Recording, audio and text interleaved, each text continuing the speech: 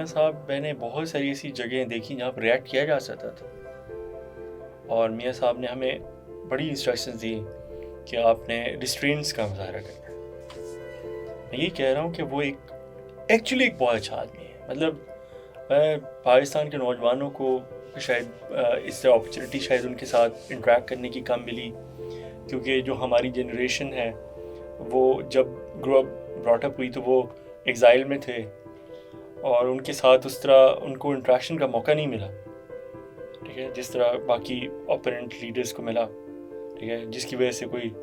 تو اس کو گیپ کا مئی بھی نے کافی حد تک فل کیا ہے۔ اور لیکن جو سب سے بڑی چیز ہے نا کہ وہ آپ ان کو اگر آپ تھوڑا سا ان کے ساتھ انٹریکٹ کریں، وہ آپ ان کے فین ہو جائیں گے۔